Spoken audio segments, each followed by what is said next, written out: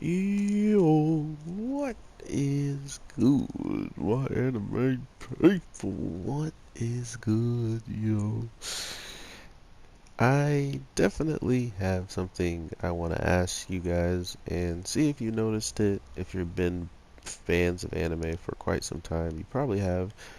Or if you haven't and you kind of just picked up anime more recently, you probably still haven't noticed what I'm talking about. But to talk about it, I want to just pretty much say that this isn't the first show that's like done this. It's been a couple, but this one in particular now has got me feeling like it's trying to give, like High School DX a run for its money. Just by the way the episode as a whole was shot. Like, there's a lot of shows that do the whole girls changing to go into like their next class or whatever.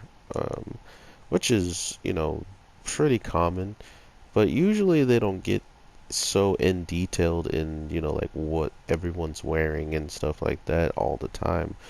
So this show definitely did, like pretty heavily. So whatever, it does that. But then you get into just how much zoom and how much of this continuously happens throughout the show that it feels like compared to episode one, you are going to just get certain types of forwardness with whatever girl you're kind of watching take her steps towards leveling up, which is a funnier way of saying trying to get in his pants so you guys fall in love or something and just be like, oh yeah, they're not doing anything perverted. They're just leveling up, guys. Do you see her level up last week? Oh my gosh, she leveled up so hard.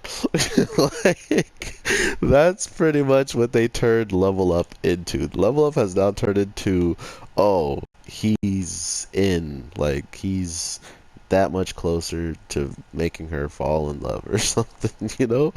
So, good on them for changing it up and doing whatever they can to really make this show as a whole, fun. And I understand that aspect, and you should just do. And like I was always saying with other shows, is I like when they just do whatever they want to do because when they stick to something that they want to be, and they keep playing on it and making it funnier and funnier as time goes on, or more serious, because I can see the series getting more serious like a High School DX and still like playing a lot of fan service stuff because if you look at the battle and you look at like what actually was going on, instead of just doing what I was expecting them to do, I was like, why do they need someone else to level up when we just had someone level up that's ridiculously strong? And then they go to show us that whatever this level 22 or whatever she is right now is nothing. Is actually trash.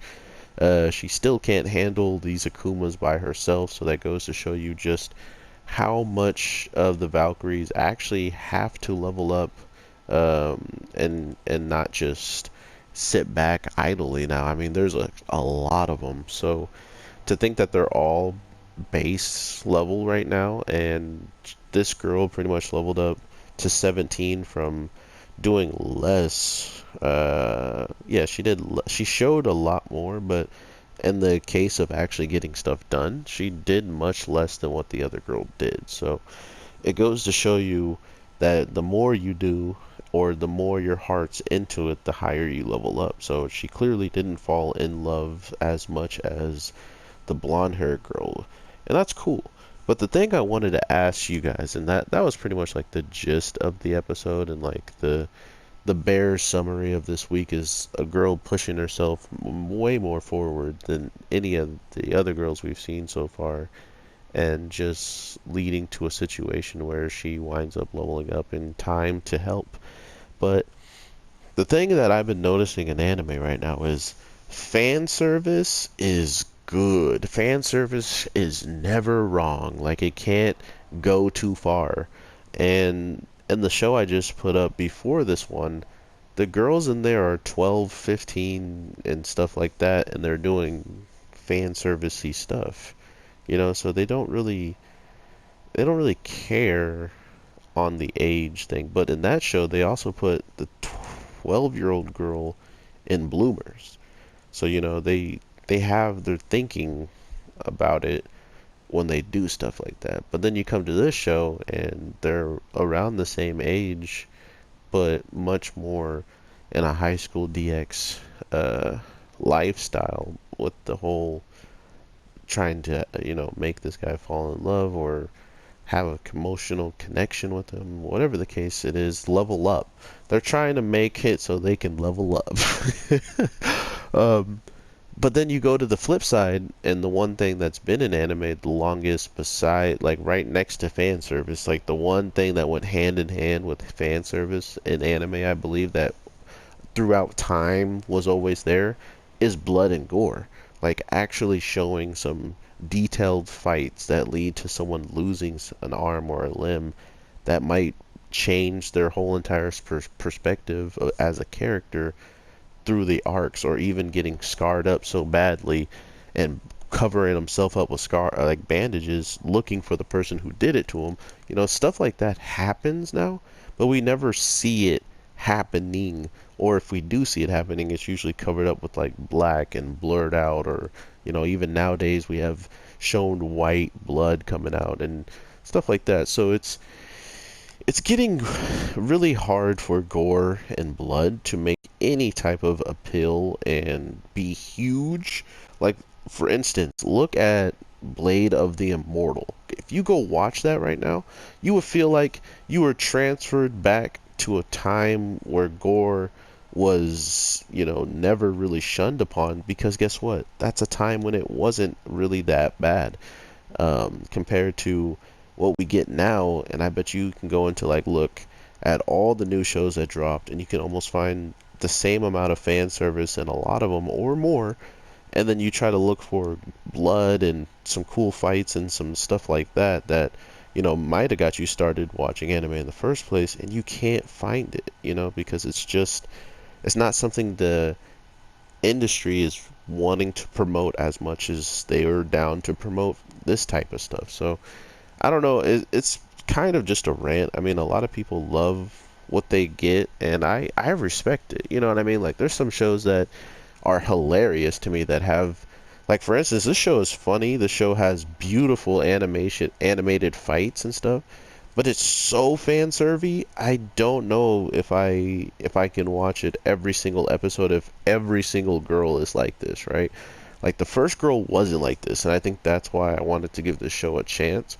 But then you get the second girl that's completely what I expected these girls to be like in the first place, and I'm kind of torn between, is this going to continue to be like this, or is this just her style of getting, this close to somebody, and this is the only way she thought she could do it? Clearly, it wasn't even her style, really, because she didn't even allow it to happen, right? So, I don't know how to feel about this show, but I do know how I feel about not having a lot of gore and not having a lot of, like, action-packed, like, if you get into this fight, you may lose a finger, like Villain Saga. Like, that's the only show that's came out that's new, that isn't like a remake and stuff, that has like no blacking out, like editing and stuff in its show from the start to like finish right now. So please let me know if you guys feel the same.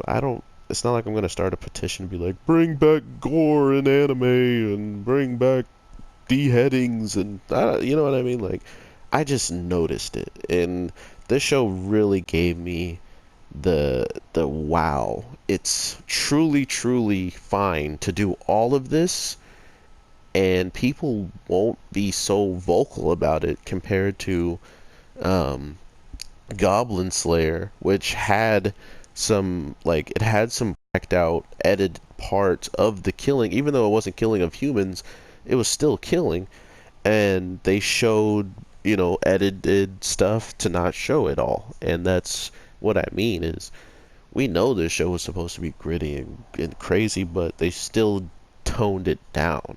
And that's why that show still did great, I think, because there's not many shows like that out, or even going to come out. There's a gory show that's coming out soon, and it's done by the same creators that did Berserk, and I can't even look at it because it looks so rough, you know? Like the people who do the gory and bloody stuff aren't that great of a studio that we want doing the stuff. So I'm sorry I ranted.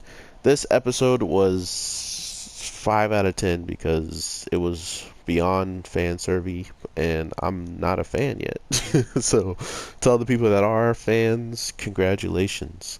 You got some stuff. But for me, the animation fight, and then like they tied her up like a tentacle monster really needed to tie her up and start like almost getting its tentacles in her mouth. Like, come on, bruh. And the tentacles happen to be white. I'm done. All right, everybody. I hope you had an amazing day, night, evening. I don't know if I can watch this show all the time, but if the third episode is anything like this one, I'll probably have to drop it, or just drop this episodes whenever I just don't have a lot of anime coming out. So, with all that being said, take care and peace.